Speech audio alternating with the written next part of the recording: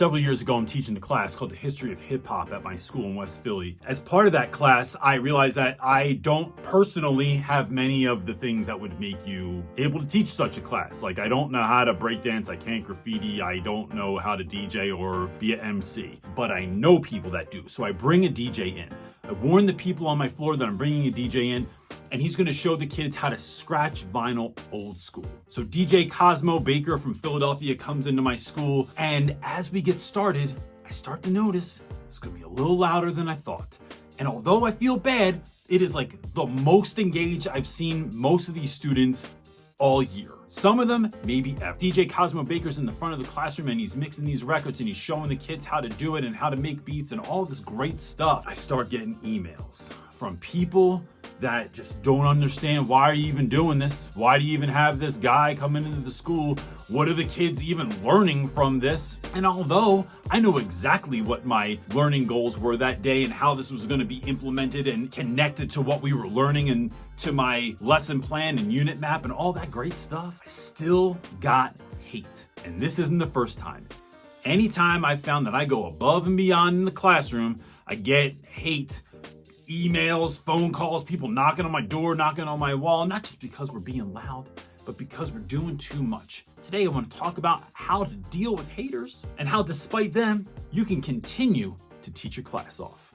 Let's go. So as we're getting into this, because I think it's something that if you're watching this, you've probably dealt with this at some point in your career. But many of you might not be picking up my terminology here. So what is a hater? A hater is someone that tries to tear down the good work you've been trying to do or that you're planning to do. They're the ones that tell you that you're just doing too much. They're the ones that remind you nobody else is doing it like that. Why are you doing it like that? They're the people that tell you that going above and beyond is a waste of your energy and that they constantly are questioning how your tactics, your systems, your procedures, your lessons, your ideas, your out-of-the-box thinking, they're always questioning, how does this benefit child learning? And even though you might have an answer, they still don't get it. So the question is, what do you do about this? Because it really makes you start questioning whether or not you're a good teacher, whether or not these practices and principles and values that you have in your classroom actually do add up to anything. That's the dangerous part. It's not just dealing with the hate,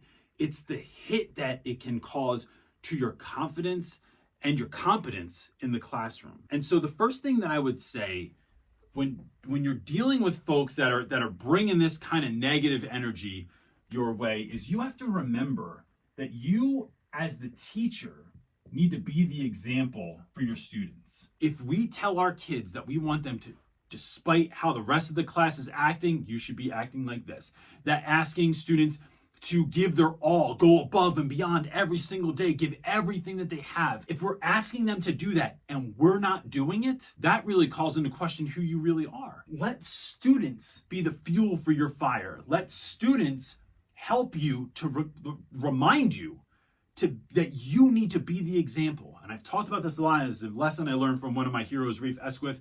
If we want our students to be nice and to work hard, we need to be nicer and work harder than all of them. And just remembering that we need to be the example. The second thing is, look, this seems super counterintuitive and it might even scare you, but we need to invite people into our awesome.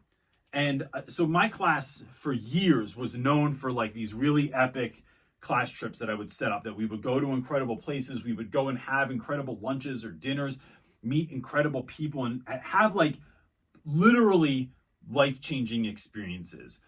And so in that, there can be a lot of jealousy I've learned from folks. And so what I started doing was, when going on trips, just as I don't just take my favorite students, right? I never just take my favorite students. I take kids that either deserve it or that need it. And so I've had any number of times where I have picked students that teachers have gone, that's you're taking that kid? Yep, because I think that kid might really benefit, really might need this particular trip. And I started picking teachers the same way, where I thought, well, I've heard this person talk about entrepreneurship before, or owning a small business, or that they really love art, or that they really love this particular culture that we're immersing ourselves in. And so starting to pick people that this trip might actually light them up, that they might gain something from this as well. Someone that previously might have dogged all of my attempts to go to the Renaissance Fair or to visit different entrepreneurs and artists up in New York City, to go to a breakout room or an escape room rather. Instead, I'm inviting these folks in. And what I've learned is that by inviting people into your awesome, sometimes that's the thing that they were really upset about. That you invited a DJ, Reynolds, and you didn't even ask me, and I used to be a DJ in college. So how come I didn't get invited? And it is a really great and simple way to start breaking down some of those boundaries. And look, whether or not people do like take your invite or not, let me break this down for you. What you're giving people by inviting them is a gift. Now, whether or not what they do with that gift has nothing to do with you. Your job is to just give the gift. What they do, when you give someone a gift, and whether they go home and put it in the closet, if they use the air fryer or not, who cares? That has nothing to do with it. You're supposed to show up and give that kindness to someone else, and what they do with it is up to them. But knowing that you even tried helps with some of those feelings of dealing with some of those folks. I will say I got two more, and the last one is my favorite. So I'm going to get through this one quickly. One of these things is that it's going to help you deal with this is time, right? It's not an answer anybody ever wants. But over time, I have found that it's like you're really weird at first.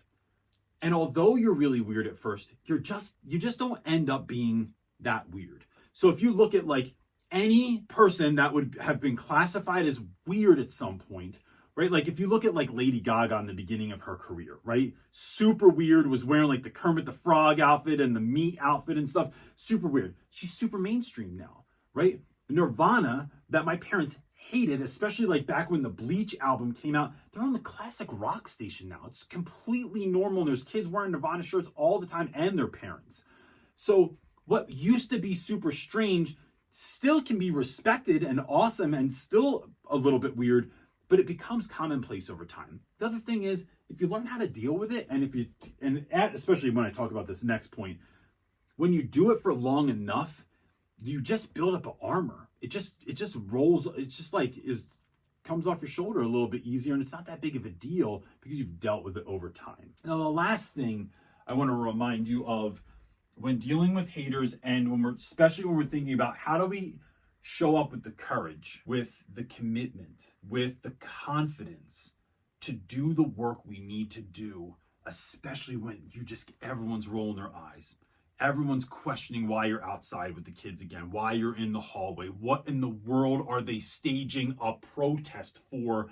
About the Boston Tea Party in the parking lot right now, when it's Sunday night, you got to do it Monday morning. The kids are counting on you. I'm going to tell you this. Your motivation is to remember that you do not do this job for you. Teaching was never about you anyway.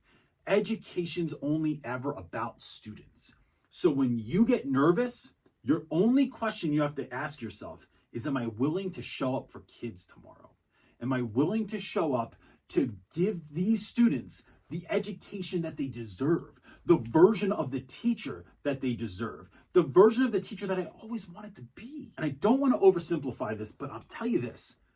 Your job as an educator is to show up being the fullest expression of the gift that God has put in you. And dimming your light for others is the greatest disservice you could ever do to your students. You had an idea of who you wanted to be in the beginning. You had a dream of the teacher that you wanted to be. Show up and be that teacher. And if you can't do it for you, do it for kids. Kids will give you all the motivation, all the inspiration you ever needed, because tomorrow could suck. But if you go through with your idea, it will either be awesome or it will be a great story. And just remember, no one that hates on you has ever been doing better than you. They're not hating on you because you're not towing the line. They're hating on you because you're making them feel bad. But that's probably a whole nother video. I hope this video encourages you. I hope it helps you to show up awesome for kids tomorrow. If you wouldn't mind hitting the like button so we can get this to more people that need to hear it. That's it, gang. See you next time. Peace.